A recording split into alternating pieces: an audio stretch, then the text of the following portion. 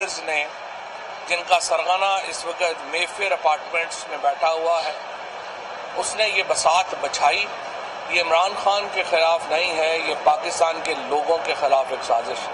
پاکستان کو ایک مستقل غلامی میں دینے کا ایک پلان ہے جس کو لیڈ یہاں پہ مولانا فضل الرحمان، آصف زرداری اور شہباز شریف جیسے بونے کر رہے ہیں. یہ صرف وہ پتلیاں ہیں جن کے تانے بانے لندن میں بیٹھے ہوئے ایک شخص کے ہاتھ میں ہیں، اور وہ شخص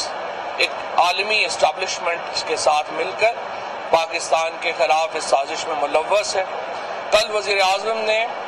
اس عالمی سازش کا ایک ابتدائی جو دپاچہ ہے وہ آپ کے سامنے رکھا ہے. جو وقت گزرتا جائے گا، جو معاملات آگے بڑھیں گے، ہم اس عالمی سازش کے جو باقی معاملات ہیں، جو باقی اوراق ہیں، وہ بھی آپ کے سامنے رکھیں گے. اور آپ دیکھیں گے کہ پاکستان یہ سازش عمران خان کے خلاف نہیں ہے، یہ پاکستان کے عوام کے خلاف ہے، پاکستان کو دوبارہ محکوم بنانے کے خلاف ہے. جس طرح سے 1930 اور 1940 میں قائد اعظم محمد علی جناح نے ایک بین الاقوامی استعمار کے خلاف جنگ لڑی، ایسٹ انڈیا کمپنی کے خلاف، ان کے بھی پروردہ مکمل طور پہ یہاں ہندوستان میں بیٹھے تھے. قائد اعظم نے یہ دو رخی لڑائی لڑی تھی، ایک یہاں ہندوستان میں بیٹھے ہوئے پروردہ انٹرنیشنل اسٹیبلشمنٹ کے پروردہ لوگوں کے خلاف، اور ایک انٹرنیشنل اسٹیبلشمنٹ کے اوپر. اسی طرح انہی قدموں کے اوپر چلتے ہوئے آج عمران خان بھی یہ دو رخی لڑائی لڑ رہے ہیں، جہاں پہ وہ ایک مقامی اسٹیبلشمنٹ کے مقامی جو ایک ہرکارے ہیں انٹرنیشنل اسٹیبلشمنٹ کے، ان کے خلاف وہ جنگ لڑ رہے ہیں، اور ایک انٹرنیشنل اسٹیبلشمنٹ کے خلاف یہ سازش جو ہے اس کو بے نقاب کر رہے ہیں. سپریم کورٹ میں جو آج معاملات زیر بحث ہیں، اور مجھے لگتا ہے کہ ابھی کچھ عرصہ یہ چلیں گے، اس میں اٹارنی جنرل صاحب نے یہ معاملہ رکھا ہے کہ پاکستان ایک پارلیمانی نظام حکومت کا حامل ملک ہے. یہاں پر جو سیاسی جماعتیں ہیں وہ انٹیگرل حصہ ہیں، وہ لازمی حصہ ہیں اس نظام کا. اس کے ہوتے ہوئے جو پارٹی ڈسپلن ہے وہ بڑی اہمیت رکھتا ہے. اگر ہر شخص ہر وقت جو ہے اس کو یہ اجازت دے دی جائے کہ وہ پارٹی کے فیصلوں سے منحرف ہو کر یا پارٹی لیڈر کی پیٹھ میں خنجر گھونپ دے گا تو پھر ہر وقت ہی منڈی لگی رہے گی. تو آرٹیکل 63A کی انٹرپریٹیشن اس لیے ضروری ہے کہ اگر آپ پاکستان میں ایک مستحکم پارلیمانی نظام چاہتے ہیں تو پھر آپ کو اس میں لائف ٹائم ڈسکوالیفیکیشن لے کے آنی ہوگی. پھر آپ کو اس میں وہ سزائیں رکھنی ہوں گی جس سے پاکستان کے اندر یہ جو منڈی لگی ہے اس کا خاتمہ ہو سکے. ہم نے دیکھا ہے کہ عمران خان کے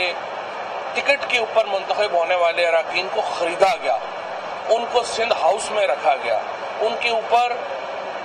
جو پیسوں کی یلغار ہوئی، اور تمام بے شمار لوگ تو میں ان کو سلام پیش کرتا ہوں جنہوں نے اتنے بڑے لالچ کو ٹھکرا دیا اور وہ آج بھی عمران خان کے ساتھ کھڑے ہیں. لیکن بہت کمزور دل حضرات بھی ہوتے ہیں، اور وہ لوگ اس انٹرنیشنل سازش میں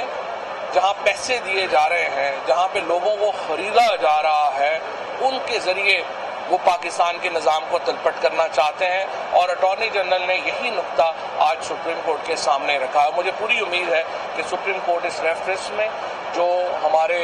وہ لوگ جو ٹکٹ کے اوپر الیکٹ ہوئے ہیں اور انہوں نے وہ منحرف ہوئے ہیں، ان کے لیے ایک لائف ٹائم ڈسکوالیفیکیشن بھی لے کے آئے گی. اور یہ بھی مجھے امید ہے کہ ان کو ووٹ کاسٹ کرنے کی اجازت جو ہے، ووٹ کاسٹ تو یہ کر سکیں گے لیکن وہ ووٹ گننے کا موقع جو ہے وہ ان کو نہیں ملے گا. ایک منٹ. بسم اللہ الرحمن الرحیم. جیسے کہ فواد چودھری صاحب نے کہا، کل عوام نے اپنا فیصلہ سنا دیا ضمیر فروشی کے خلاف، اور میں یہاں پہ یہ بھی اس بات کا جواب دینا چاہتا ہوں کہ یہ لوگ جو کہتے ہیں کہ جی سرپرائز کیا تھا، موجودہ وزیر اعظم تاریخ کے سب سے بڑے اجتماع سے کھڑے ہو کے اپنے کارکنان اور اپنی عوام کو اعتماد میں لے رہا ہے اور انہیں آگاہ کر رہا ہے کہ حکومت کے خلاف، حکومت وقت کے خلاف ایک بیرونی سازش ہو رہی ہے جس کے بلیک اینڈ وائٹ میں ثبوت اور شواہد ہمارے پاس موجود ہیں، اور ملکی مفاد میں ہم جتنا ڈسکلوز کر سکتے ہیں اتنا کریں گے، اور جب وقت آئے گا اس وقت زیادہ بھی کر دیں گے. تو یہ بات صرف سرپرائز نہیں ہے، میں سمجھتا ہوں کہ یہ ایک بین الاقوامی سازش اور اندرونی میر جعفروں کا جو ایک گٹھ جوڑ ہوا تھا، اس کو جس طریقے سے وزیر اعظم عمران خان نے کل بے نقاب کیا ہے، اس سے سب کی آنکھیں کھل جانی چاہیے۔ اب کھیل سب کے سامنے ہے، اور آج سپریم کورٹ میں جو کیس لگا ہوا ہے، اٹارنی جنرل صاحب نے بتایا کہ ہمارے آئین اور قانون میں واضح طور پہ درج ہے کہ پارٹی کی ایک فیڈیشری ڈیوٹی ہے اپنے ممبرز کی طرف، اور ممبرز کی فیڈیشری ڈیوٹی ہے اپنی پارٹی کی طرف۔ تو ظاہر ہے کہ یہ جو حقوق اور فرائض کی ایک چین ہے جو قانون نے بنائی ہوئی ہے،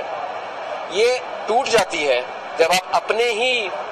قائد کے خلاف عدم اعتماد میں ووٹ ڈالنے کا ارادہ کرتے ہیں یا سازش کرتے ہیں۔ تو یہ سازش صرف عمران خان کے خلاف نہیں ہے، جس طرح کے پرائم منسٹر صاحب نے کل فرمایا،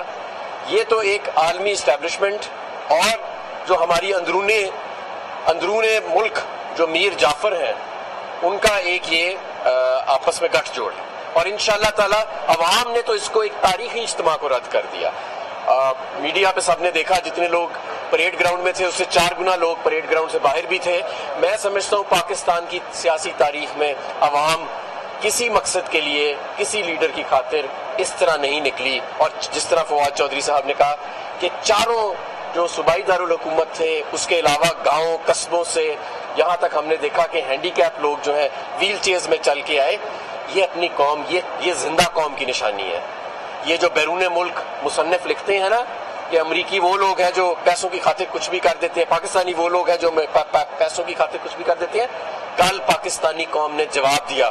کہ یہ غیرت مند قوم ہے، اور یہ فیصلہ انہوں نے واضح طور پہ سنا دیا۔ اور انشاءاللہ تعالیٰ آپ آنے والے وقتوں میں دیکھیں گے کہ یہ پاکستان کے اندر جو تبدیلی آ رہی ہے سیاست میں اور سیاسی کلچر میں، اور جس طرح قوم کو بیدار کیا ہے وزیر اعظم عمران خان نے، یہ ابھی آگے مزید بڑی تبدیلیاں آئیں گی۔ بہت شکریہ۔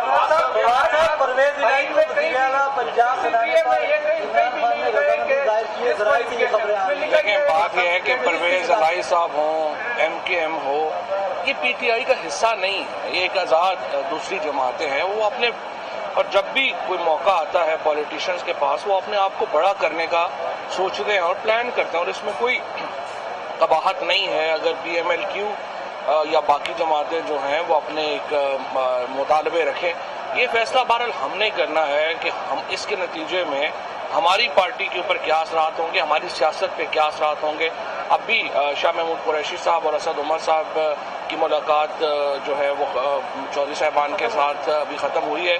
اور ابھی جب وہ وزیر اعظم صاحب کے پاس ابھی ایک میٹنگ ہے جس میں یہ ساری رپورٹ آئے گی، تو اس کے بعد ہم اپنا فیصلہ کریں گے، وہ اپنے مطالبے اپنے رکھیں گے، ہم اپنا حل ان کو دیں گے۔ تو سر یہ بتائیں، کلیئر لفظوں میں یہ بتائیں کہ جو خط کل خان صاحب نے لہرایا اور شاہ محمود قریشی صاحب نے کہا کہ اس خط کو ہم نے عسکری قیادت سے شیئر بھی کیا ہے، اس خط کو دیکھنے کے بعد بھی عسکری قیادت غیر جانبدار رہے گی؟ پہلی بات تو میں آپ کو یہ بتاؤں کہ ایک بات تو یقین رکھیے کہ یہ خط وہ نہیں ہے جو 2-3 صحافی اس وقت لہرا رہے ہیں کہ ہمارے پاس بھی ہے۔ میں ان صحافیوں کو کہوں گا،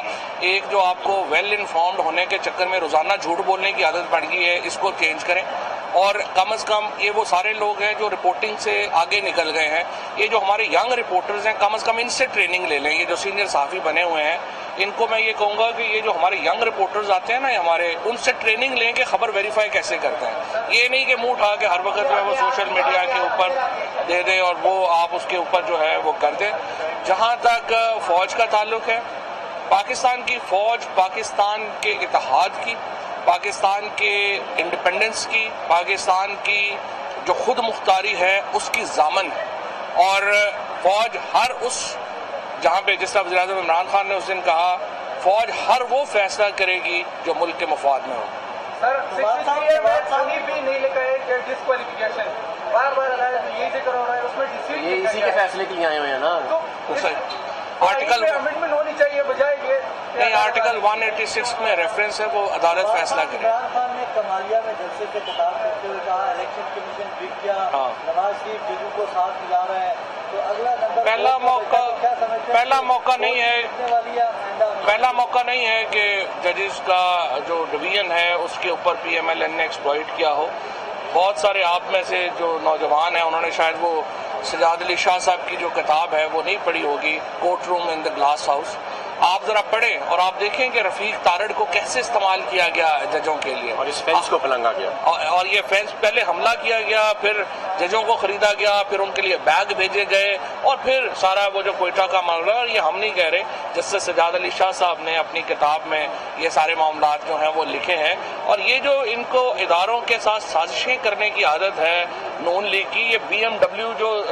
کی چین دیے گئے یہ ہم نے نہیں دیے ہوئے، یہ نواز شریف کی ایک ہسٹری ہے، اور جو لوگ بھی پولیٹیکل رپورٹنگ کریں گے میں ان سے کہوں گا کہ وہ نواز شریف کی ہسٹری کو ضرور پڑھیں. میں یہاں پہ ایک بات ایڈ کرنا چاہوں گا کہ مسلم لیگ نون کی یہ روایت ہے کہ پہلے اداروں پہ حملہ کرتے ہیں،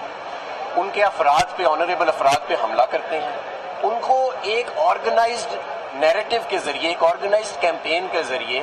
ان کو متنازع پہلے خود بناتے ہیں، اور پھر خود ہی پیچھے ہٹ کے کہتے ہیں کہ دیکھو یہ تو متنازع ہے، اور پھر ان سے برات لینے کی کوشش کرتے ہیں. لیکن جیسے کہ میں پہلے کہہ چکا ہوں کہ ایک دو بار تو ایسے ہو سکتا ہے، لیکن ہر بار آپ ہر بندے کو بیوقوف نہیں بنا سکتے. اب یہ سازش نہیں چلنی ان کی. فواد صاحب، کل شاہزین بگٹی چلے گئے اور انہوں نے کہا کہ ہمیں جو بلوچستان کے لیے ترقیاتی بجٹ مانگے تھے وہ نہیں مل رہے، اس پر آپ کیا کہیں؟ پتہ نہیں ترقیاتی بجٹ کس کے لیے مانگ رہے تھے، لیکن بہرحال یہ ہے کہ یہ جو آنے جانے کا سلسلہ ہے یہ 4-5 اپریل تک جس دن ووٹنگ ہونی ہے اس سے 1 گھنٹہ پہلے تک جاری رہے گا. سو کوئی گھبرائے نہ کہ کوئی آ گیا یا چلا. کل وزیر اعظم نے اسٹیج پہ ایک اعلان کیا تھا کہ ہم اپنے اتحادیوں کے پاس اب دوبارہ نہیں جائیں گے، لیکن آج پھر اتحادیوں کے پاس جا رہے ہیں. اس بار میں یہ کبھی اعلان نہیں کیا. دیکھیں ہم پالیٹکس میں آپ رابطے تھوڑے ختم کرتے ہیں، جو بھی ہوگا وہ رابطے ہوں گے. ہم نے جو اپنی لمیٹیشنز رکھی ہیں اس سے آگے ہم نہیں جا سکتے، وہ ہم نے بتا دی ہیں، اس کے مطابق ہم آگے اپنی پولیٹیکل پلاننگ کریں گے. رابطے تو نہیں ختم ہوتے کبھی بھی سیاست میں. Thank you. آپ کو بتائیں کہ اس وقت پاکستان تحریک انصاف کے رہنما فواد چودھری اور دیگر وزراء میڈیا سے گفتگو کر رہے تھے. انہوں نے کہا کہ جو بھی معاملات ہیں وہ قوم کے سامنے رکھیں گے، اور حکومتی اتحادی جو ہیں اپنی اپنی جماعتوں میں اپنے فیصلے کرنے میں آزاد ہیں. ہم ان کی رائے کا یقینی طور پر احترام کریں گے. وفاقی وزیر اطلاعات فواد چودھری نیوز کانفرنس کر رہے تھے. انہوں نے کہا کہ عدم اعتماد کی بساط عوام کے خلاف